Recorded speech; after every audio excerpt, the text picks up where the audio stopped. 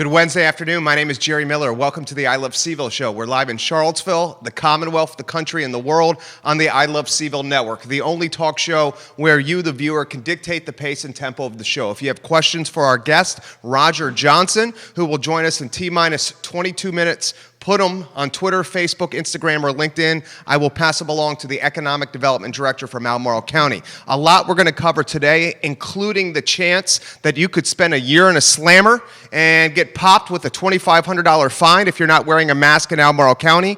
We have school boards meeting tomorrow to determine the future of the 2020 school year. We have Blacksburg now on record through its Chamber of Commerce indicating that Blacksburg will lose $70 million in revenue if there is no football season at Virginia Tech. The University of Virginia Hospital System, the top ranked one in the Commonwealth. We have that story for you. Mamadi Diakite gets invited to an NBA draft combine. Pending home sales are roaring, at least in the month of June, across America.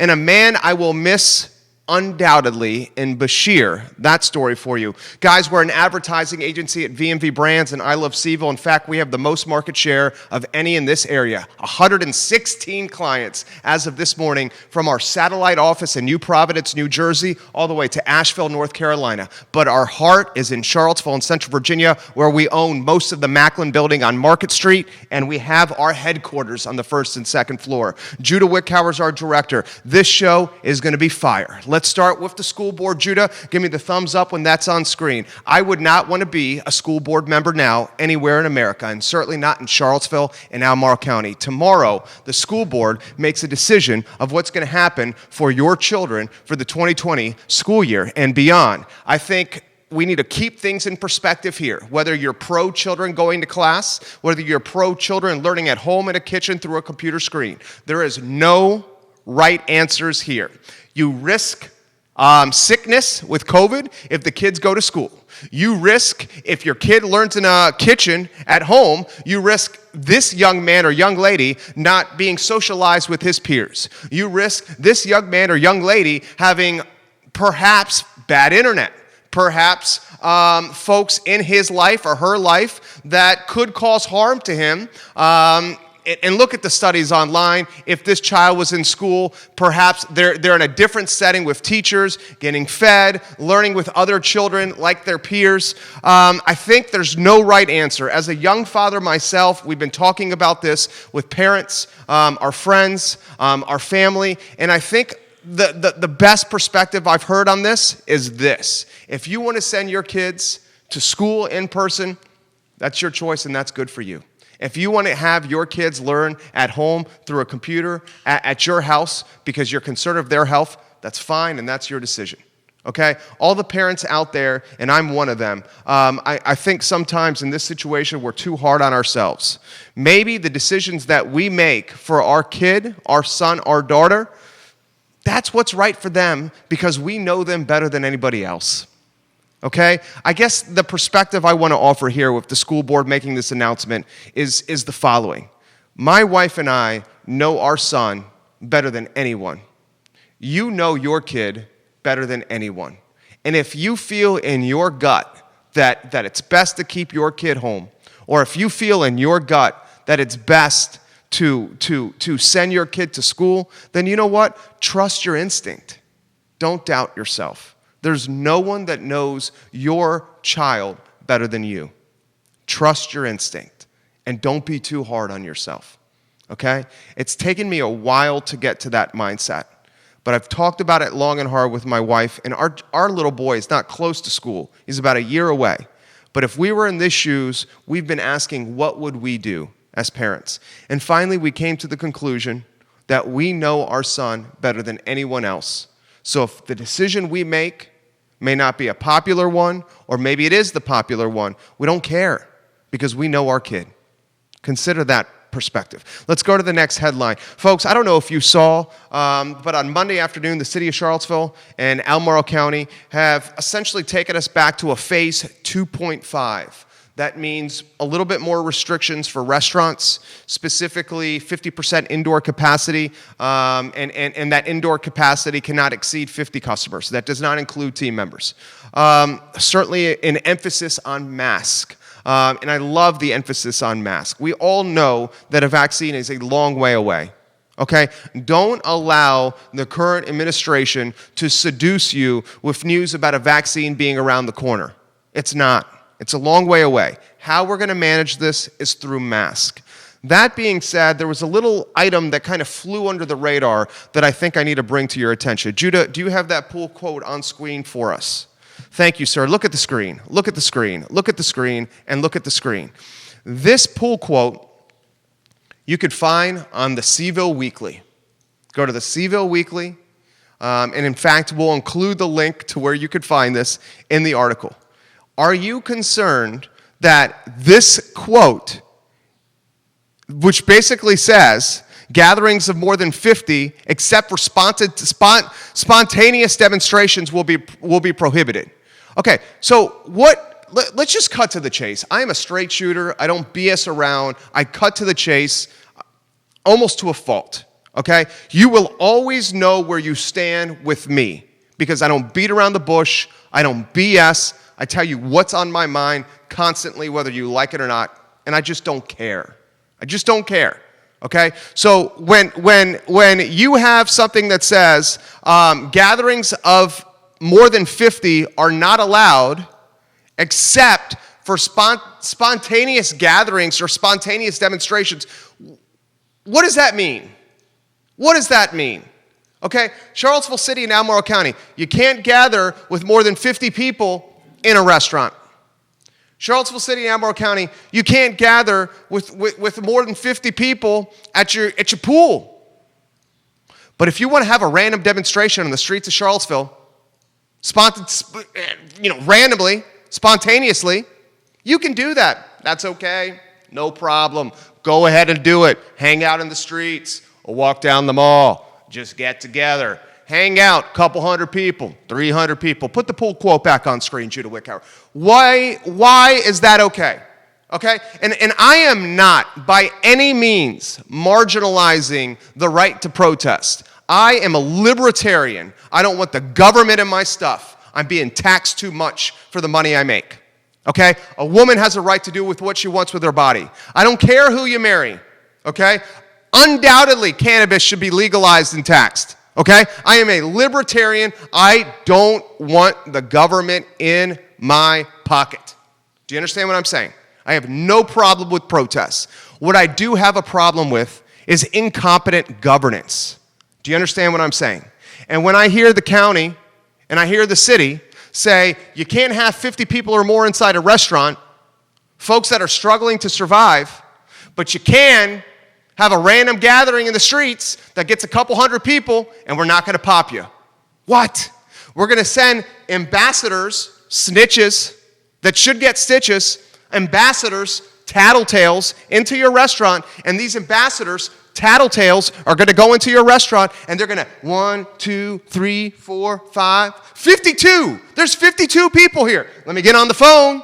Let me call the Albemarle County Police Department. Officer Jones, there's 52 people in this restaurant. You need to get down here and you need to give the restaurant owner a slap on the wrist, a fine, and you need to shut them down right now. Snitches get stitches, ambassadors, tattletales going into businesses and ratting out small business owners. That's essentially what the ambassador program is.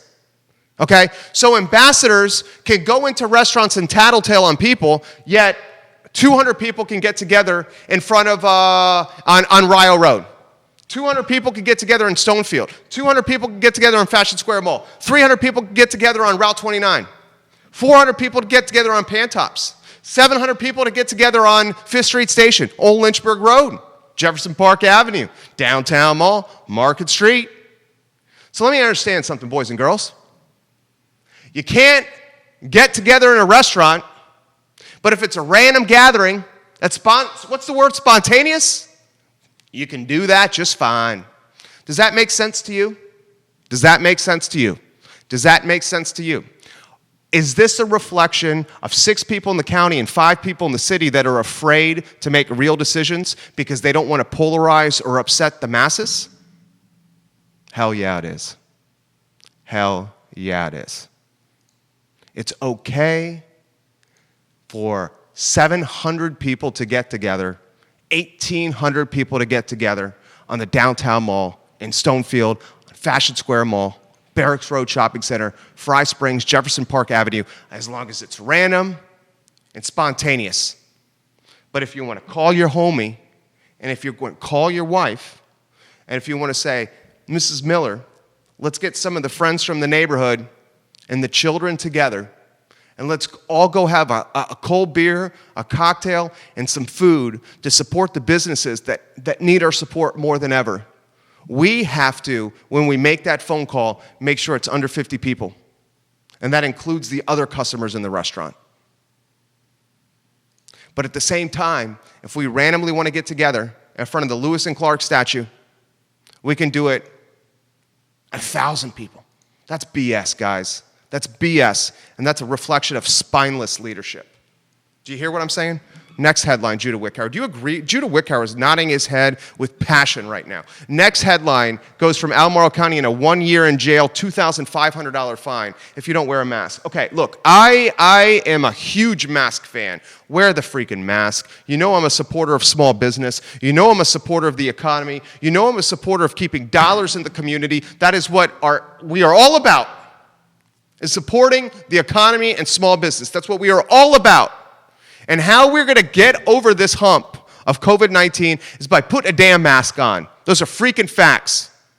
There is no vaccine that's coming anytime soon. We have to manage COVID until we get to a vaccine that can be affordable and ubiquitous for the masses. That is a long way away.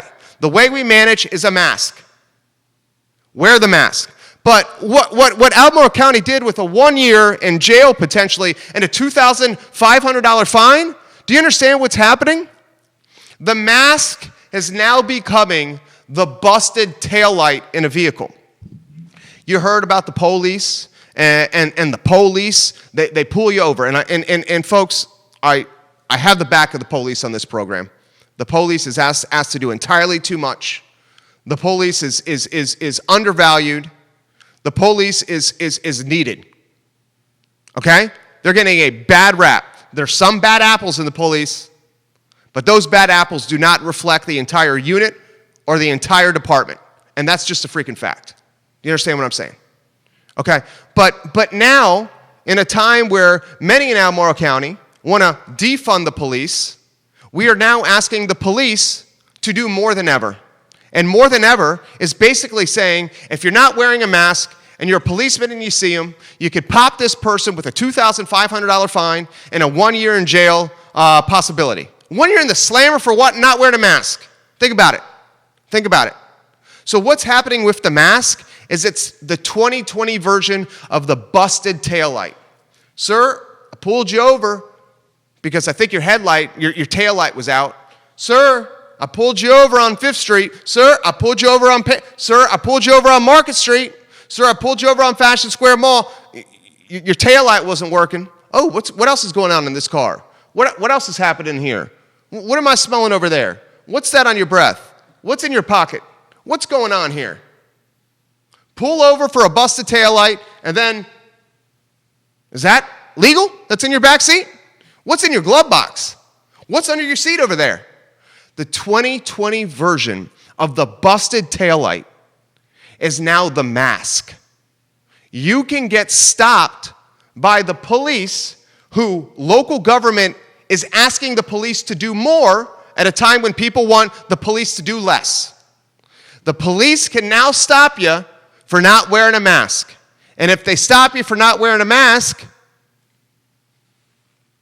what's in that pocket? Is that knife legal? Yeah, it's legal. Is that knife legal?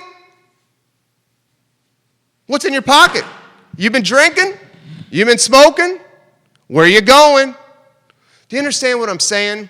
The libertarian in me, the person that is so disenchanted with federal government, the person that is so pissed off that we have two old white guys, one with the moral compass of Lucifer, and I know that bothers you, Judah, and the other with the mental faculty of, the other one who has questionable mental faculty, 36-year-old man disenchanted with the options we have for presidency. Libertarian who busts his tail building a business for his family, for his kid, for his team members, for his clients, works 70 hours a week for 12 straight years, has had one vacation in 12 years, a honeymoon, and we came back pregnant. Have I had success? Hell yeah, I've had success. Do I make good money? Yes, I make good money. Do I own a lot of real estate? You better believe it. Am I looking to buy more, specifically on the downtown mall? Absolutely. I do not feel guilty for being successful because I busted my tail to earn this success.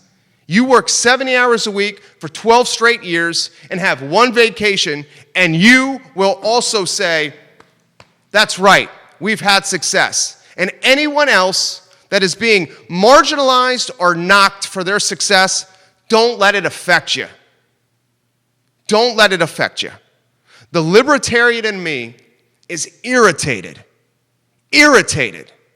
when local government essentially allows police who doesn't want to even do this to stop you on the side of the road because you don't have a face covering over your face.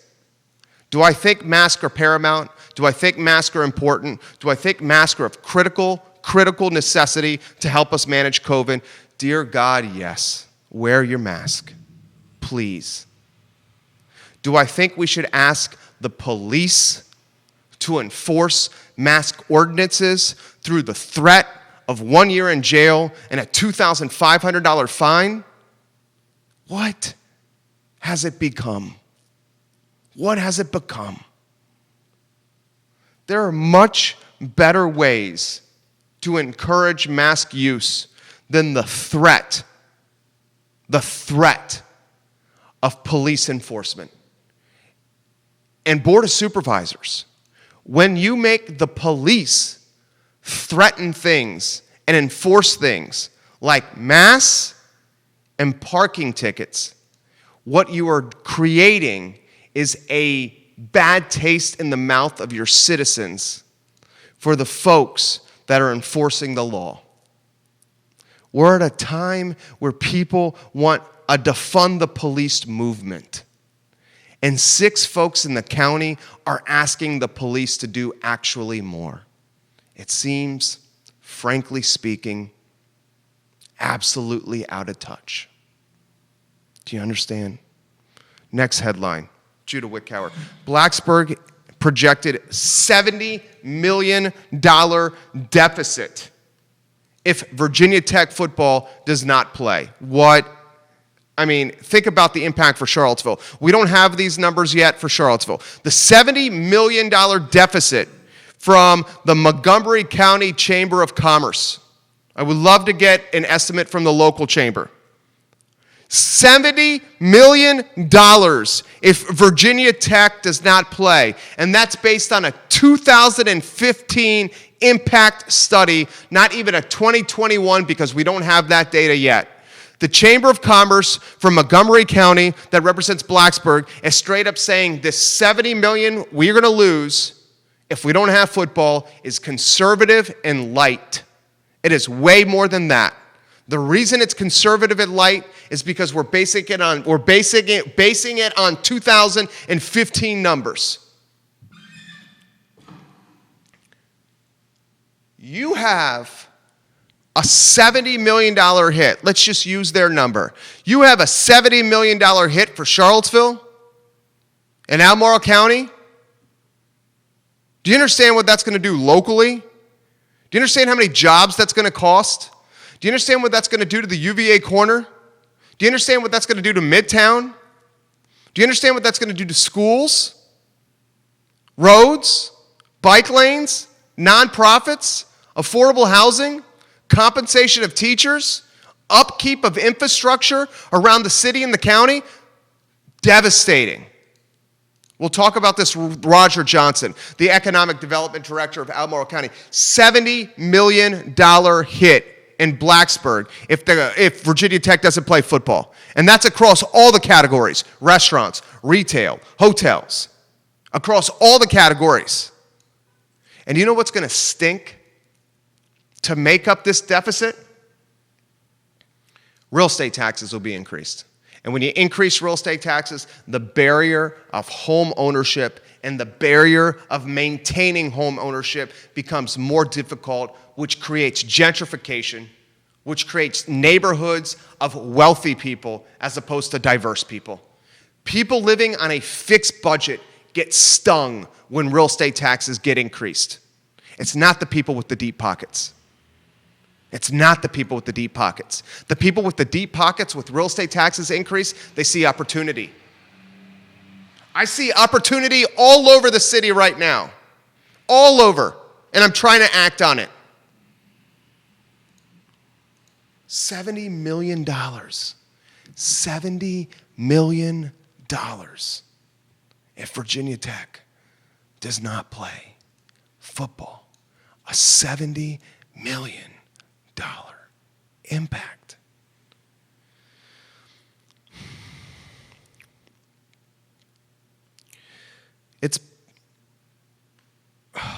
It is such a crossroads right now of maintaining the health of humanity, of maintaining the health of us in Charlottesville and Albemarle from a COVID standpoint, while also weighing it on the scales of justice against a crash of the economy locally. I would love to see the numbers in the local market if Virginia UVA football doesn't play. I would love to see it. Next headline. We'll talk about this with Roger Johnson. Roger, get ready, baby. Get ready, Roger Johnson. Get ready, Roger Johnson. It's going to be a hell of an interview, my friend. It's going to be a fair interview. They're going to be open-ended questions, Raj. Open-ended questions. But they're going to be real. They're going to be real questions. Real questions. Not any BS questions. One more headline before we get to Roger J-Dubs. UVA Hospital. UVA Hospital ranked number one. Number one. Thank you, Judah. Number one. Look at the screen. Number one in Virginia. The UVA hospital system has been getting a lot of HE double hockey sticks. And when you're losing $80 million a month, you should get some HE double hockey sticks. But some positive news from the UVA Hospital, number one in Virginia for the fifth straight year, according to U.S. News and World Report. Fifth straight year, number one in the Commonwealth. Folks, I have a father. Like you, many of us have fathers. My dad, great guy, smart guy, CPA, taught me so much about business, taught me so much about numbers, taught me so much about, I'm an aggressive stock and equities trader. Aggressive. Even more so of late because there's so much opportunity and we're sitting on capital. I'm an aggressive stock and equities trader thanks to my father. My father, also diabetic, quadruple bypass, early signs of other issues. 70-year-old man, just like his son, 40 years sitting behind a desk as a CPA, grinding for his family. My folks recently moved from Williamsburg, where I grew up, and they moved to North Carolina. And they did so to be close to a hospital in Asheville that's renowned in North Carolina. Because we know my dad's health is an issue, and at one time he had a heart attack, a quadruple bypass needed, and Asheville and its hospital saved his life. And for that, my brother, my family, my mom, forever grateful for those doctors in Asheville. I'm going to relay it back to Charlottesville. When you have a hospital system that's number one in Virginia, not only does this create jobs, not only does this drive the economic needle, but boys and girls, this literally gets folks moving to the area to be closer to a hospital system because someone in a family currently has failing health or potentially has failing health. Let's not undervalue the hospital system. It's in a rocky time. 80 million plus in March, it was losing a month. But number one in Virginia, worth celebrating. And the doctors and the nurses and the MPs and the PAs and the orderlies and the admins and everyone else that makes up that hospital system, you deserve the same kind of accolades, props, and attention as a Tony Bennett men's basketball team for winning the national championship. Number one in Virginia, the the UVa Hospital system. Thank you. Thank you. Thank you for being an anchor in our community. I am fired up about those masks. I'm going to reach out to Roger Johnson, Judah Wickhauer. It's Skyping right now. He's the Economic Development Director at Albemarle County. Roger, we got questions coming in already. I got him on the line. Judah, give me the thumbs up to welcome him. Roger, if you could tap that screen so we can get your camera turned on. That way we see your dapper economic genius of a mind on screen.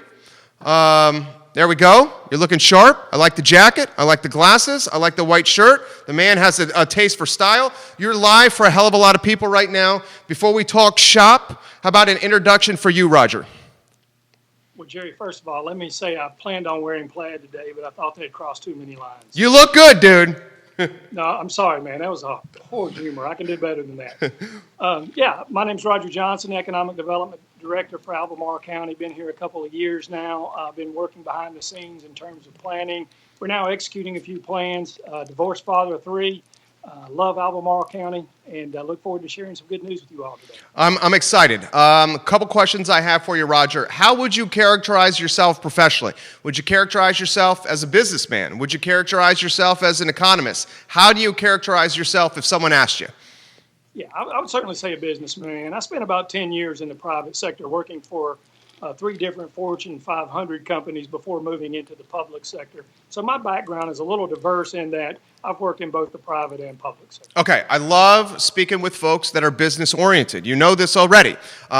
You're obviously a Renaissance man and very talented to be able to go from the private sector and some big time Fortune 500 companies, like you said, to working for a local government in Albemarle County, which is what you're doing now. Here's the next question I have for you. What is the dynamic with your position and what you do and the Board of Supervisors? Well, I work for the County Executive's Office, and the County Executive Office works directly for the Board of Supervisors. As a department head, I'm responsible for preparing plans, strategic activities, submitting that through the County Executive's Office, and then having the board approve those. And then obviously we execute the plans as outlined. Do you find that many of your plans, strategies, ideas implemented and integrated? Are many not? Is it fair to ask for a percentage categorization of what becomes a reality, Roger? Sure. Well, our strategic plan is called Project Enabled. It was approved in December of 2018. We've been working on that now for approximately, well, you do the math yourself, a little over a year and a half, I guess. Out of those 7 goals that we've set forth, we're approximately halfway through the plan, as one would expect. I will say that COVID-19 threw a curveball that we weren't expecting, meaning that we had to change our plan to focus on primary businesses, which is a business that produces a good or service locally, sells it outside the area, bringing all that money back into our community to support all the small businesses, to really just helping existing businesses survive. A lot of businesses in our community are struggling, as I'm sure you're well aware. You read about the closures, you read about the layoffs, other anecdotal information. But Jerry, it's very important that we pivoted and started focusing on these businesses to keep our community beautiful. How would you characterize the board from a business-minded standpoint? Yeah, I think it's important to mention that the folks on our board have been nothing but supportive of economic development. In fact, the most recent community survey, which was administered by the Welding Cooper Center, our community members voted economic development as a high priority. As such, our board members listed economic development as one of their particular high priorities. They've not only given me support in terms of the plans, they've also provided resources to help make those plans come to reality. And by resources, I mean financial resources. Okay, that's good. To include something. Go ahead. I'm sorry, Jerry, go ahead. Okay, so here's the question I have for you. Do you feel the board is fulfilling that priority? I do. It's a little early on in the process. As you may know about the history of our community, economic development has been a hot button item historically. It's just more recently that the community has come around to seeing the value of economic development. And I would even say understanding that it is our goal to keep our community bucolic and not kill the goose that laid the golden eggs. Absolutely beautiful place we live in, and we have no desire to change that. Okay, I love that. I appreciate that answer. It frustrates me now that successful business people are almost being scarlet lettered for being successful in business. It makes no absolute sense to me because the successful businesses, the SMBs, the small and medium-sized businesses, are generating revenues for the municipalities. So our kids, our EMTs, our firefighters, our roads, our nonprofits, our affordable housing have funding. A lot of questions I have for you, and many that are coming in here. Albemarle County 2021 budget, roundabout number. How much money in a non-COVID world would we like to see for the 2021 Albemarle County budget? Is it about $400 million? Yes, sir. Okay, so we're talking about $400 million. What are we thinking we're at from a shortfall standpoint, maybe as of July? And I know it's nebulous and changing every day. Yeah, I don't feel comfortable providing an exact number. I'm not actually working in the finance department who have an economist who does the forecasting. I do know that they're expecting, roughly a $30 million shortfall. Right. So 30, I do know that. So 30 million, quick math, 40 million, 10% is 400 million, 10% is 40 million. So a 30 million shortfall is just under 10%. I expect that shortfall could be more. How do we prioritize in a time of COVID-19 where I think it's going to be much greater than a 10% shortfall? One of the city councilors in Charlottesville is right down the hallway from me in the Macklin building. And he thinks that a lot of these estimates are way under, way conservative. It's going to be much greater. I mean, just think about what happens if Virginia football doesn't play. Or let's just think about if athletics gets moved to the spring. So we just heard Blacksburg at 70 million, Virginia Tech football in Blacksburg. That's a hell of a lot of money, 70 million. Okay, folks? So here's the question I have for you. Weddings, events, and hotels. You have a hell of a lot of these folks watching right now, Roger. The value of weddings, events, and hotel. Let's just go weddings and events from a dollar standpoint in a year. Yeah, I don't have it sliced by actually each economic sector. I will say that the Virginia Tourism Corporation creates an estimate of the economic impact of hospitality and tourism in our community, and they estimated the direct impact. This is the direct impact of that particular industry to be $400 million. That's a lot of money coming into our community. It's helping these small businesses survive, that it to some degree has dried up as a result of the pandemic. I'm not talking about indirect or induced benefits either, being, when those people leave the money here, they pay employee salary, those employees go out and purchase things as well. That the indirect benefits are lost, as well as the induced benefits. We're talking about when these businesses are locating here, they're also buying goods and service. So the $400 million is just direct money flowing into our economy. Your predecessor was in our office on Friday, and she said she was the economic development director at Albemarle County. And she had mentioned many times to the Board of Supervisors, she said on Friday, that every wedding we have in Albemarle County is about $100,000 for the county to use. $100,000 generating from a wedding that Albemarle County gets to use to run its municipality. So that's a tremendous impact. We know it's the wedding capital of the East Coast, this side of Charleston. Charlottesville is. So here's the question I have for you. And this is a tough question for you, Roger, and I appreciate your honesty here. We're at a time, sir, where the wedding and event industry has essentially grounded to an absolute halt. We're also at a time here, sir, where according to some in the wedding and event industry, local governance is making it difficult for them to continue to run their business as they would see fit. And as a result, the concern is the revenue just is not going to be there from a wedding and event standpoint to help the municipality continue going positively forward. My question for you is, if wedding and events get hammered, which it looks they are, restaurants and retail are closing left and right. I mean, the city, the downtown mall, and I know that's not the county, the downtown mall is a ghost town. I look at a place like Stonefield, it's a ghost town. I look at Fashion Square Mall, it's a ghost town. I look at restaurants closing left and right, it's concerning. What are we going to do, Roger, to make up this loss of revenue? How do we do this as businessmen and as innovative entrepreneurs? Yeah, well, let me speak to some of the things the county is directly doing to help these businesses survive. On July the 15th, the board passed a Lyft grant, which is $1.2 million in grant funding to provide to small businesses in our community. That fund is being not using local funds. It's being handled through the monies received from the CARES relief funding, the CARES Act, if you will.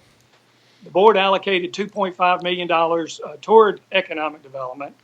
We put together a program to target some of the specific industries you just mentioned. The Lyft grant program is going to give out approximately 100 grants, ranging from $10,000 to $50,000 to eligible businesses. And eligible businesses include those that have at least 2 employees, they're for-profit, they're operating for at least 2 years, they have a business license, they're current on their taxes, and they have a physical location in the county. Additionally, if you're a minority, woman, or veteran-owned business, you get bonus points in the scoring matrix. Or if you support the hospitality or tourism industry, you also get bonus points. The point being, the wedding industry, the restaurant industry, the wineries, the breweries, the things that you mentioned are specifically targeted to provide these grants to help them survive during the COVID-19 pandemic, to get us to the other side when the pandemic is less intrusive and these businesses are able to return to more of a normalcy. Additionally, we're not sure what the other funding will be used for at this particular time. The application period closes on August the 3rd for these particular grants. We'll have a better understanding of the need of these industries, and the county will then determine whether or not to extend this program, put more funding to it, or target it for other businesses that are also struggling, Jerry. So the county, within its coffers, is doing its best to help these businesses survive. As for the wedding industry, I'll also mention, the local ordinance that was just recently passed. You probably noticed that the wedding industries were excluded from that. I did. Okay, a lot of questions coming in, including folks from the wedding industry here. We're going to get to these questions, guys. I promise you, I have a lot of stuff for Roger. Roger, just as a heads up, every media outlet in Charlottesville is watching this interview right now. Neil Williamson, welcome to the broadcast. CVille Weekly, NBC 29, CBS 19, Daily Progress. Hello, and thank you for joining us. Let me throw this to you. I'm a businessman. I'm an entrepreneur. Every day I come to work and have to figure out a way to make money for my staff and figure out a way to make money to feed my child and pay my mortgage. It's exhilarating, stressful. I would do nothing else, Roger. I love what I do with a passion. My question for you, you also have a business background. I see this COVID landscape, and I see us moving at the speed of a rusted Model T as opposed to the speed of a 2020 Tesla.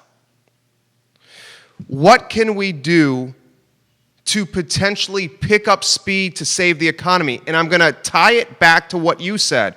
The grant money that's coming from the city and the county, Roger, while it's generous and awesome, it's almost coming too late. There's so many businesses since March, April, May, and June that have shut down, that are already closed. So the businesses that are getting these grant monies are the ones that were already going to survive and come out of this, as opposed to the ones in March, April, May, and June that have shuttered and closed that actually needed the dinero. I'll get out of your way on that. Yeah, I'm not real sure what the question is in there, Jerry, but I will mention that the Chamber of Commerce pulled together and convened a group of folks to do a project called Project Rebound. I'm sure you've probably heard. I love Elizabeth Cromwell. Elizabeth Cromwell's watching right now. I love Elizabeth. Yeah, I do as well. I hope all's well, E. Listen, the Project Rebound, I was on the steering committee there. I won't bore you with all the details, but it included over 400 input sessions, over 300 people actually involved. Just a lot of work went on gathering that data. And Jerry, the number one issue that came out of that particular report and was identified by KPMG, one of the world's foremost consulting firms, was that there is a distinct lack of confidence from the public in returning to things as normalcy. And the reason I tell you that story is to say the economy cannot necessarily recover until we deal with the public health emergency as well as the lack of public confidence that we have in our particular community and other communities. That being said, the Chamber is leading discussions about the 6 different focus areas to help restore confidence in our community. The city, the county, UVA, and other large businesses are part of this particular discussion, Jared. And the general idea is we have to attack this particular problem at the root cause, and the root cause being the pandemic as well as the lack of public confidence. So the first 2 areas, while we're doing what we can with grants, and I understand the constructive feedback I just received, I want you to know that we can't necessarily just throw money at this problem and solve what's going on with our economy. We have to deal with the root cause. We can't have an economic recovery until we have at least economic issues. Once that happens, then we can go about rebuilding our economy. I think that's 100% accurate. That was very well said. Neil Williamson watching, he says local tourism is down 58% and has included a link to the Free Enterprise Forum on our I Love CVille page. CBS 19 says this is going to be news tonight on the 6 o'clock. Justin Goodman is watching the program. He owns a boutique exercise business in Barracks Road Shopping Center. Justin Goodman said PPP was great if you could stay open. Let Uncle Sam cover your payroll, your largest expense, and you get to pocket the rest. The problem is COVID-19 forced a lot of businesses to close by law. How is that fair to us? That's a good point, Justin Goodman. Barbara Lundgren watching the broadcast here. You have 4 different states watching you right now, Roger. Lily Pulitzer in Barracks Road Shopping Center. I just got a message from Sue Barnett Martin. Lily Pulitzer in the Barracks Road Shopping Center moments ago has announced their permanent closing in Barracks Road Shopping Center. Sue, we'll cover that very, very soon here. Let me throw this to you here. Consumer confidence is what's missing. Consumer confidence is huge for us getting out and spending and supporting the local businesses. This is man to man here, okay, man to man. How is consumer confidence created, Roger, when there's a potential 1 year in jail, $2,500 fine if you're seen around without a mask on in the county? If anything, this, I would think, is going to scare people to stay inside as opposed to encourage them to leave their house. What are your thoughts just man to man on that topic? Yeah, you say man to man in 6 other news stations, so I recognize that this may be put out there. I'll say that the plan that was targeted, and it's not began actionable steps yet, was to deal with consumer confidence through education and creating a trusted source of information. The businesses that we spoke with, and they were many, said that they were receiving different guidance. What do we do as it relates to masks? What do we do as it relates to, is this enforceable? It also talks about all the different information they were reading about the pandemic and the ever-changing information. They needed a trusted source of information. So what can we do as a community is to create that trusted source of information, provide the guidance and counseling the businesses need, to include providing rules and regulations that are enforceable. Meaning, part of the local ordinance provides local businesses the ability to say, listen, there's a local ordinance that you need to wear a mask in my store. Kelly Jackson watching the program right now. Kelly Jackson and her family are the largest restaurant owners in the city in Albemarle County. Kelly Jackson and her family own 16 Panera Breads. If there's one family that is creating more tax revenue for the city or Charlottesville, I would be surprised from a restaurant standpoint than the ownership of 16 Panera Breads. Kelly Jackson says this: $10,000 will not be enough to save a business. It is a very small Band-Aid on a person bleeding out on the floor. Barbara Lundgren from the wedding space says, this is too little too late for us in the wedding space. Furthermore, one-person businesses do not fit the guidelines. These are planners, photographers, florists, makeup artists, the backbone of the wedding industry that don't qualify for this money. What are your thoughts on that topic? Yeah, we have a limited amount of resources and had to make strategic decisions about what would return the most investment for those particular dollars that we had. Obviously, if you have more employees, you're more positively impacting more people in our community. Theoretically, the $1.2 million could have been allocated to each person in the county, per se, to deal with COVID, but that would have a limited impact or success. As I mentioned earlier, the tourism, hospitality industry, the restaurant industry big backbone in our community, 400 million, is one of the most important economic sectors that we have. So we specifically targeted those, and particularly those that are of larger size.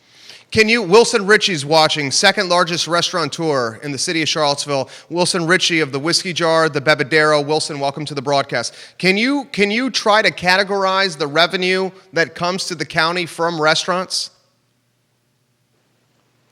I don't have an exact figure, Jerry. I wouldn't feel comfortable supporting anything, but let me just also say hello to Will, as well as thank Kelly for her contribution to our community.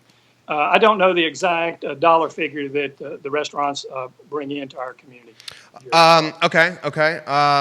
So it's 400 million is the budget that we need to run the county. So it's somewhere under 400 million for restaurants. I mean, what is the prediction or the crystal ball of what could happen to restaurants in the next 6 months and how that could impact the $400 million budget?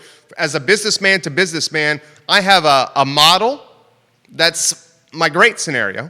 I have a model that's my good scenario. I have a model that's my so-so scenario.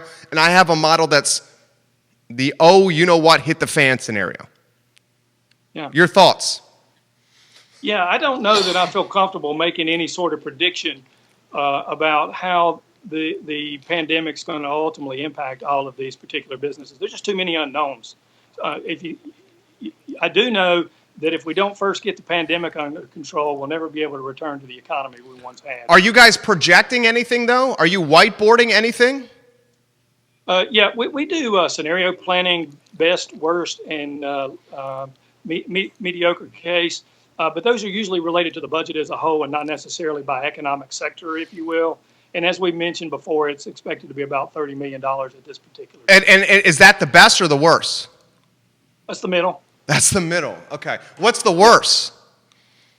I think it was upwards of 42%, Jerry. But again, I'm not the regional economist. I'll be sure to provide that information back to you in a written form. Oh, I understand. So 42%, you mean 42 million is what you meant there, not 42%. Yes, sir. I'm sorry. Okay, 42 million. So that's a little over 10% of the a little over 10% of the $400 million budget. All right. So how about economic? Okay. So how about a snapshot of you personally? What has life been like for Roger Johnson, the Director of Economic Development in Albemarle County, over the last 4 months? It's been very busy, Jerry. We've had, as you could imagine, we went from helping a successful economy grow to helping try to keep businesses alive. That's quite a different change in strategy.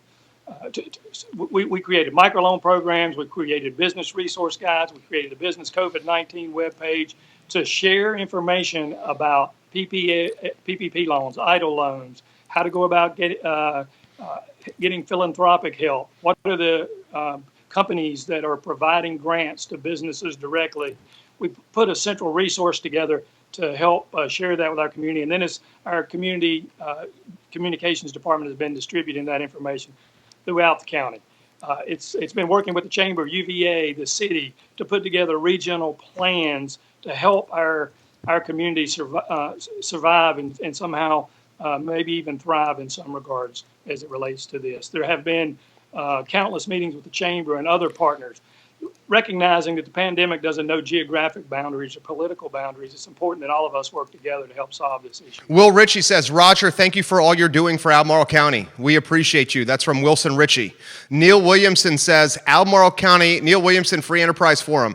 Albemarle County's May 2020 transient occupancy tax revenue dropped by more than 80%. This resulted in a tax revenue reduction of $400,000 when compared to the May 2019 or May 2018 levels. Neil Williamson, thank you. Keep it coming, Neil Williamson, please. 4 reporters from CBS 19 watching the broadcast as we speak. Schools. School board tomorrow. I would hate to be a school board member right now. I respect what they're trying to do. I think it's important that everybody's watching this broadcast realize that the members on the school board, guys, are just like us. So they're in a rock and a hard place too. It's very different than a board of supervisor, a city councilor, and up the political totem pole. School board's different. So we gotta hold them at a different level of accountability, I think, than the city council and the board of supervisors. Schools in the county. What happens if we're at the worst case scenario? Because I'm getting reached out by folks that are very close to you right now that are saying the worst case scenario is most likely the scenario that's going to happen. What is going to happen if the worst case scenario is a reality and how it applies to schools in Albemarle County? Yeah, so we're on the same page, Jerry. Could you tell me what you think the worst case scenario is? You mentioned 42 million on that $400 million budget is the worst case scenario on your whiteboard model? Yeah. Well, that's worst case scenario, and again, I need to validate that with our department. I'll get you the exact number. That's my best recollection. That was a snapshot in time from a few months ago. I'll certainly get you the data, but it certainly is a dire situation we're in as a local government when it comes to finances, and we have a lot of bright folks working on that and putting together plans to hold job vacancies and do other things to try to minimize the impact on service levels we provide the citizens. I will say that we kind of conflated issues, and I want to mention that the transit occupancy tax that Neil Williamson mentioned is directly helps fund some of our parks department as well as the Charlottesville Albemarle Convention and Visitors Bureau. Those are tax dollars that go directly to those two causes, and certainly working directly with Courtney Kakashian, the executive director of the CACVB. I can tell you she's got plans. She's putting together a savings account to help this community 2 years from now, when those lack of transit occupancy taxes impact the marketing of our particular community. As far as the school board goes, I don't interact regularly with the school board unless it has to do something with an economic development project. So please understand, anything I say is not necessarily a direct reflection of them. I do know that both our board of supervisors, the elected officials, as well as those on the school board, continue to hear from the Thomas Jefferson Health Department that the local COVID-19 data is not where we hoped it would be. When evaluating the 14-day trend data, amongst other things, there's been an increase in the percentage of positive test results, and that is a percentage, not necessarily the overall amount. So when they look at this information, they're not only going to be looking at it from the standpoint of how do we best educate our children, they're also going to have to look at the trend data, compliance and enforceability of some of the rules they're working on, as well as, just how do you handle contact tracing and those things. To your point, it's a very difficult decision, and I don't know that there's any easy. Elizabeth Cromwell's giving you some props right now. This is from E over here, Chamber of Commerce CEO and President. She says, Roger has made innumerable inroads with business community and has raised the profile of businesses with our elected officials. He is a solid and strong team player in Albemarle County in our area. That's from Elizabeth Cromwell. You're getting more and more props, and I respect this man tremendously. Why I respect this man tremendously is because he's a straight shooter and he's honest, and when he didn't have the answer, he said, I don't know. I wish we got that from everybody else locally. This is what business people do, what Roger's doing. Roger, you are... I've never met you in person, but I have huge respect for you and this 20 minutes that we've done the interview. A couple more questions for you, sir. How much of that $400 million for the county budget, roughly, this is back of the paper, back of the napkin, chitter chatter right here. How much is a school allocation? They receive 60% of that of the budget. So in that case, that'd be $240 million. Okay, so $240 million. That's a substantial amount. So when we have a 10 to 12% budget, 10 to 12% deficit on the budget, then we can make a legitimate argument, and that's 6.5%, 7% that schools get less. Is that fair? 240, six. I'm not sure about the math, Jerry. I think that would be roughly, what's that, $24 million? Yeah. So rough back of the napkin. I appreciate that. All right, so here's the question I have for you. Going forward, a lot of folks are saying that businesses in the county are now focusing on, say, online sales. So this is coming in from Bob Shada, who lives in the county. Jerry, I went into Best Buy today, and their shelves are completely empty. I asked the folks at Best Buy, are you closing? They said, no, we're not closing. We're just not doing as much business at our brick and mortar. We're doing all our sales online now, and we're pivoting our model to focusing on online sales. As just a layman, as an everyday guy that tries to read the tea leaves, what happens if some of our more big box retailers go to these online models where the transactions are done on the World Wide Web as opposed to in-person transactions? How could that impact the municipality? Yeah, it certainly could impact the municipality. Some of those tax dollars would go outside and other locations.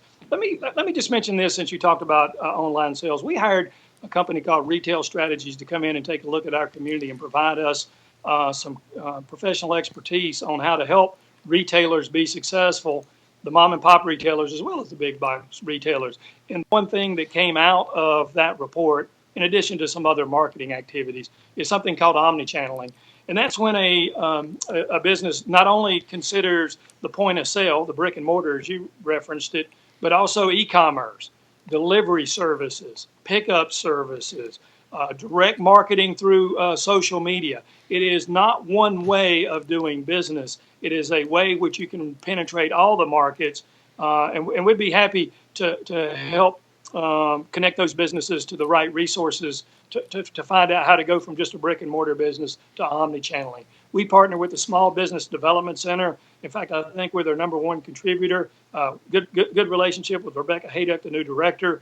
She has mentors and she has trained experts to help people go from where they are today, if it's brick and mortar, into omni-channeling. How to create the website, how to do the point of sale on there, how to make all of that stuff happen. So there's resources available. Best way to contact me would be through economic.albemarle.org. Our whole team can respond. That way you can get the quickest answer to your question. economicdevelopment@albemarle.org. And if someone wants that type of connection, we'd be glad to provide it. Neil Williamson has given you some props, Roger.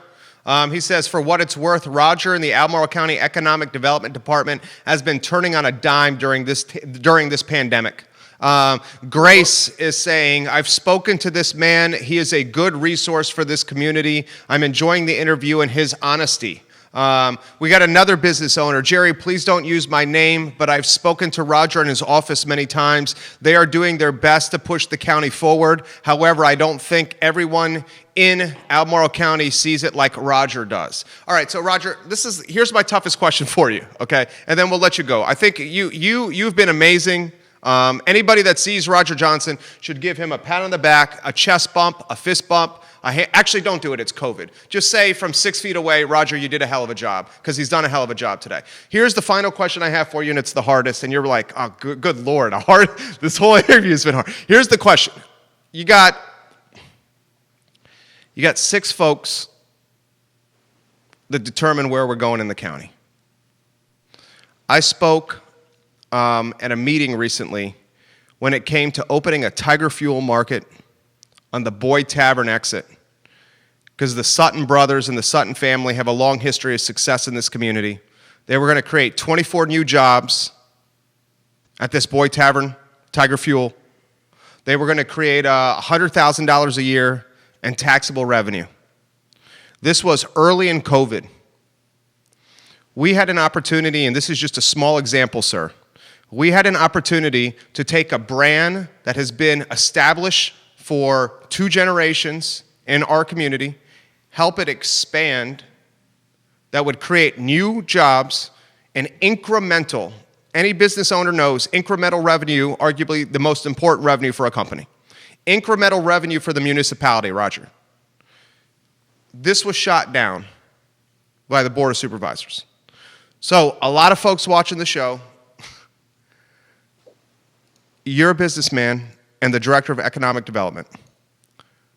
Do we feel leadership is listening and pushing us in the right path forward when a time of innovation is paramount to dig us out of a hole that we may never have seen before? Yeah, let me just say this. I've met with Gordon. He's fantastic. Tiger Fuel is a fantastic company. A lot of people don't recognize the philanthropic activities that they do. We actually had a team member on our team be injured, and without anyone knowing, Gordon and his team contributed to her cause. Not going to go into the detail there. They weren't doing it for fanfare. They did it because they're good neighbors in our community. So first, I want to say I love what Tiger Fuel's doing, and many people don't know that they're way bigger than a gas station. Right. They produce gas and sell it all over the state and North Carolina and other communities.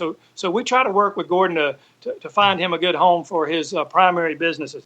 As it relates to the discussion you're talking about a land use issue, Jerry, meaning that process and decision is determined through the Planning Commission and ultimately the Board of Supervisors. It's not necessarily directly an economic development discussion. It involves community engagement. It's a tough situation. The Board of Supervisors had a tough decision on their hand, and I think the 3-3 split sort of illustrates that.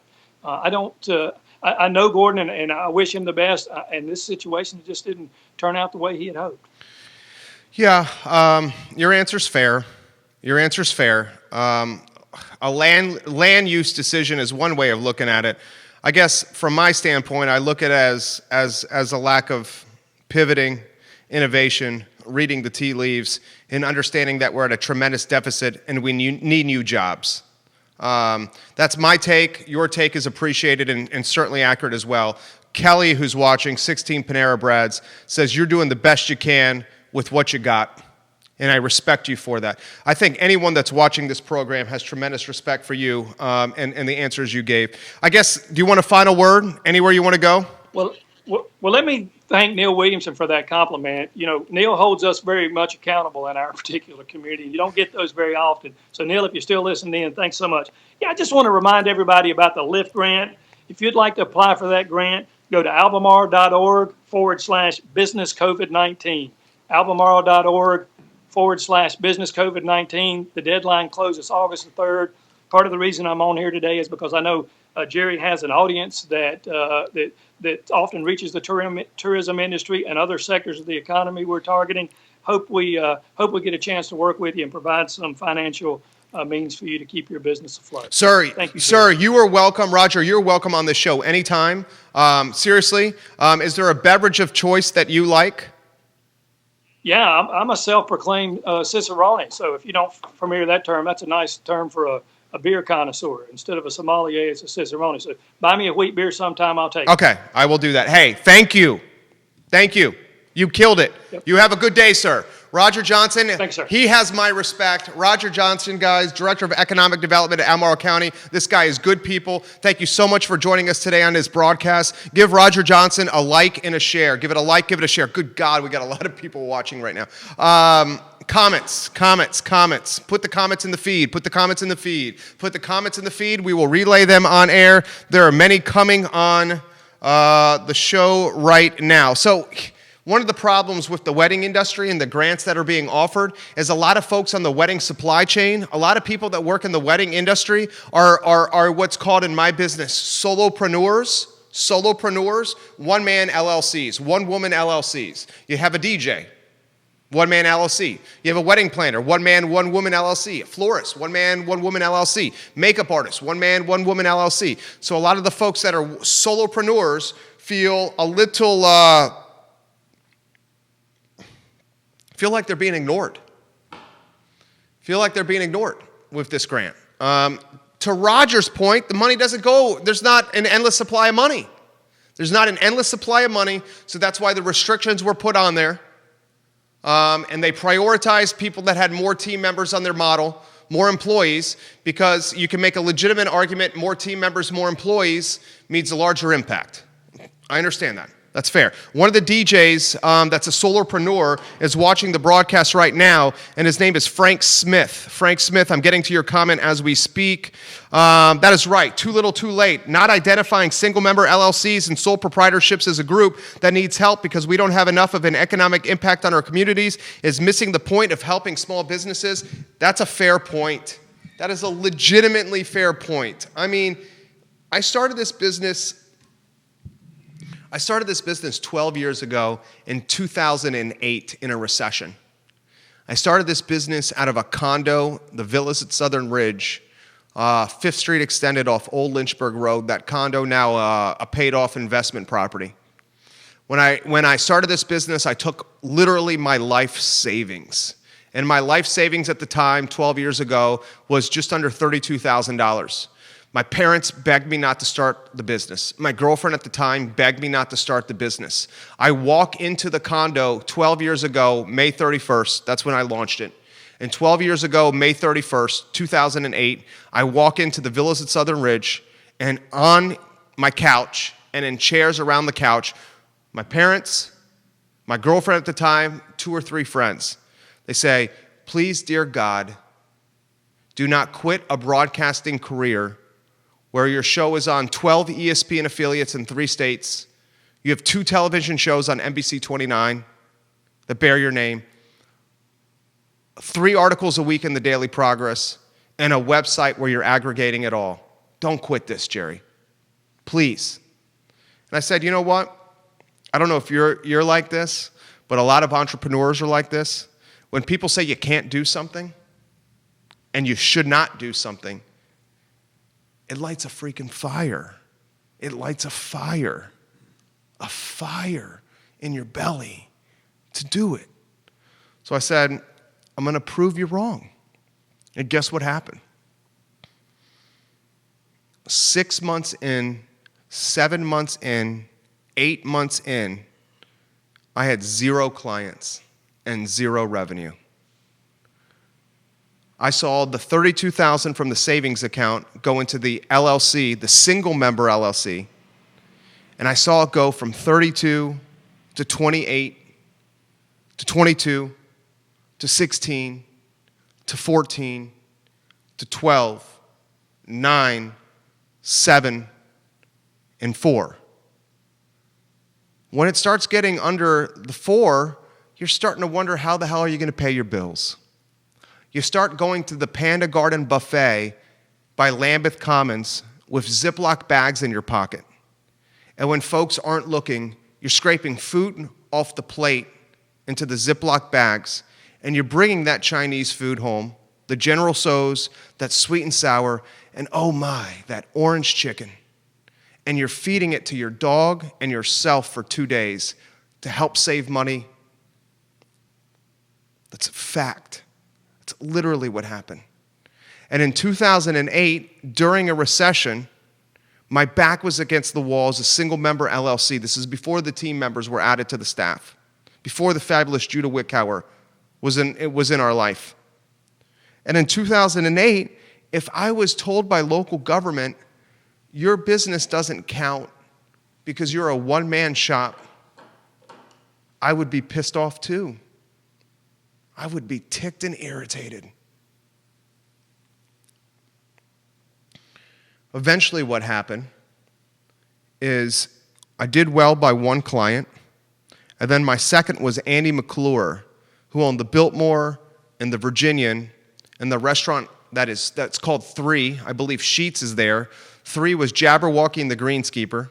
He owned West Main, and he was opening up a new restaurant, and that new restaurant was Citizen Burger Bar. And we built his websites. I built his websites. We did well by him, and he said, help us launch Citizen Burger Bar. We helped him launch Citizen Burger Bar, helped create the logo, helped design the website, and launch the business alongside his fabulous tutelage and vision. The man is entrepreneurial, talented, and undoubtedly a phenomenal human being, Andy McClure. And when you launch a brand or help launch a brand like Citizen, word gets out, and business started booming. And 12 years later, we have a diversified machine of 27 rental tenants, an advertising agency with tremendous market share, 116 clients, a network that's airing 14 hours of live programming every week, stock and equities that are appreciating at a ridiculous rate. And it's because a single member LLC blossomed into a company. It went from a passion project to a company. It went from a hobby and a pipe dream to a business. It's paramount that we not overlook single member LLCs sole proprietorships, one-man bands, because those one-man bands and those single-member LLCs can become the next Willow Tree apps. Willow Tree started with 2 dudes shooting the you-know-what, and now Willow Tree is a brand that's recognized across the country and one of the largest employers that is helping drive the wool factory in Albemarle County. The single-member LLCs, the one-man shops, oftentimes the backbones of the small business community. That being said, I respect the position that Roger's in because the money is not unlimited, and we have to figure out how it's going to be allocated the right way. Good God, there's a lot of comments coming in. Judah, do you have comments that you want to offer? I see you raising your hand. If you do, let me know. Patty Zeller says, great show today. More than ever, it's time to support local restaurants and retailers. Patty Zeller owns Animal Connection. Patty Zeller owns Animal Connection. She's having success. She's going from McIntyre Plaza to Ix Park. I love Patty Zeller, a successful entrepreneur that's driving tax revenue for city schools, a successful entrepreneur that's helping create bike lanes, a successful entrepreneur that's helping, through her tax revenue that she's generating in Albemarle County, improve the city of Charlottesville. Isabella Jones says, and one woman as well. She's totally right. Don't forget the one-man shops, the one-woman shops. Totally right. Linda Bowen says, Jerry Miller, you should run for office. I will, Linda. It's a conversation I have every day with my wife. Whether it's the Board of Supervisors level, next go around, or straight up going after the 5th District next term, I will run for public office. Mark that down. What do you think, Judah? You want to jump in before we get to the next headlines? I really appreciate your perspective on this program, sir. Why don't we go to the Judah Wickower cam and hear what you have to say? Show's yours, sir. I don't really have anything to say right now. If you're, I don't know, just listening to what you have to say, I think I'll keep my comments to myself for now. Okay. Alex Asher says, I do not feel guilty for being successful because I busted my tail to have success. That's how I feel. I don't feel guilty either. Cindy Shorberg is watching from Keswick Vineyards. I love Cindy Shorberg. I love Al Shorberg. Now I love the Brad Pitt of winemakers, Stephen Bernard. Is there anything we can do to have them reconsider this? They didn't even mention this on Monday. Writing a letter to the BOS for them to consider this now. So Cindy, who knows the wedding supply chain, is writing a board of supervisors a letter now. Cindy Shorberg of the fabulous Keswick Vineyards is writing a letter to the board of supervisors now saying, how can we overlook the one-man shops? How do we overlook the one-woman bands? The one-woman LLCs, the one-woman S-Corps, the one-woman sole proprietorships. How do we overlook this in the grant money? Another thing that's really concerning to me, studio cam, jackets coming off. Another thing that really is frustrating is the businesses, and we got no PP. We didn't apply for it. Okay, we didn't apply for it. We didn't need it. Not that I'm not knocking it. I'm not knocking it. I didn't feel comfortable taking the money because I knew others needed it, and we did not. So we didn't apply for it.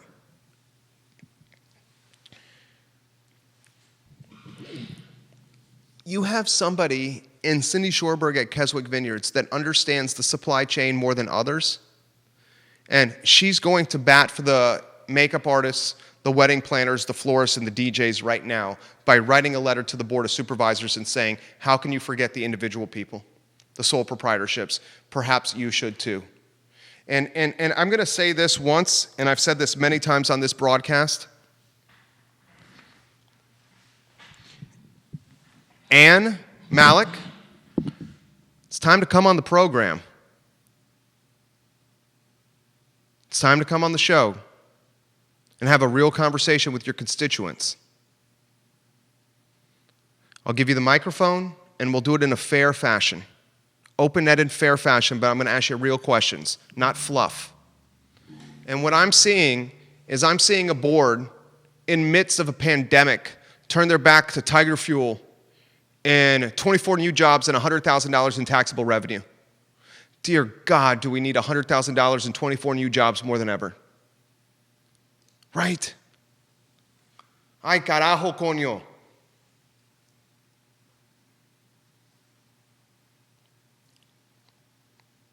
It's frustrating. It's frustrating. It's frustrating as someone that can go into a building and say, this is what we're going to do. This is where we're going to go. Let's make it happen. And I expect it by close of business today. It's frustrating to watch a place that I bleed and die for, that I name my business after, move at the speed of a rusted Model T as opposed to the speed of a 2020 Tesla. We need more than ever. And think about this, dear God, when you cast your votes at the local level. I'm talking strictly at the local level. We need more than ever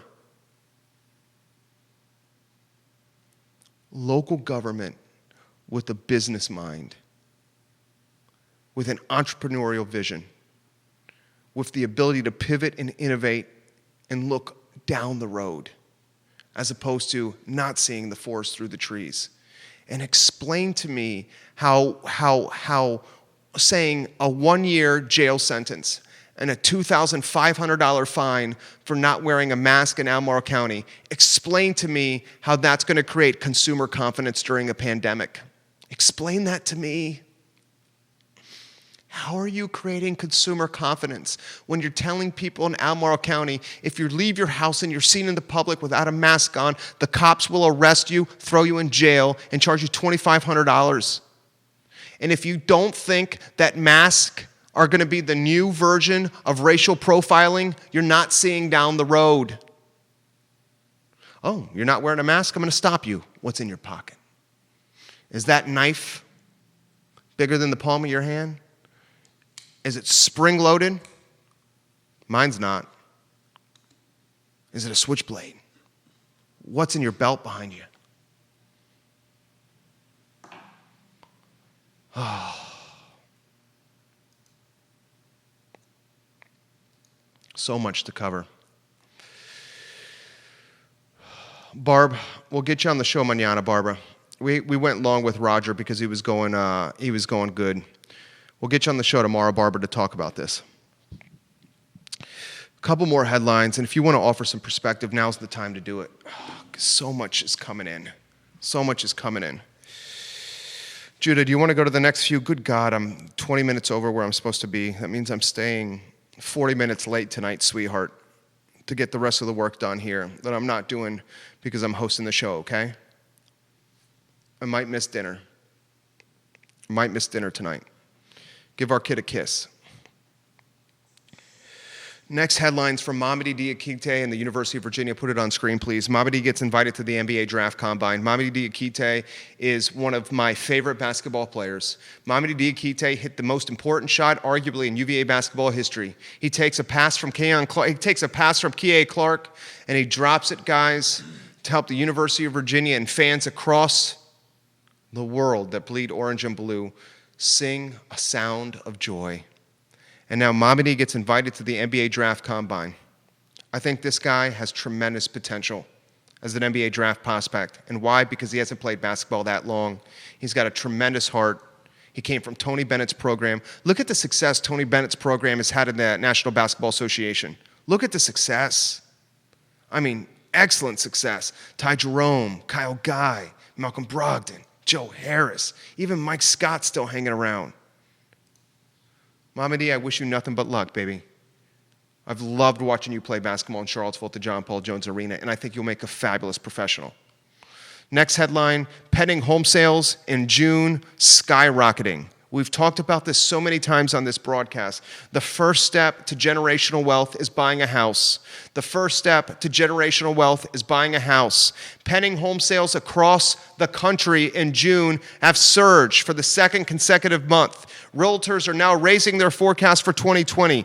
Guys, there's opportunities in Central Virginia, if you don't have a lot of money, to buy a house with next to nothing down. Lake Monticello in that neighborhood comes to mind.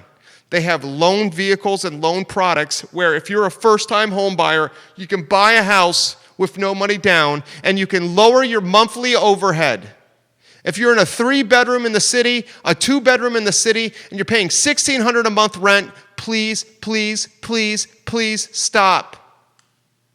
Take the $1,600 a month that you're paying in rent to a landlord like me and keep it in your pocket by going to a place like Lake Monticello in Fluvanna and buying a house, and then put that your overhead will drop.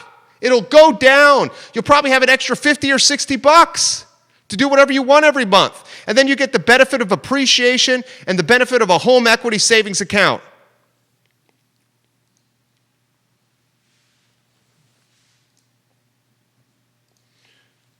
Please, man.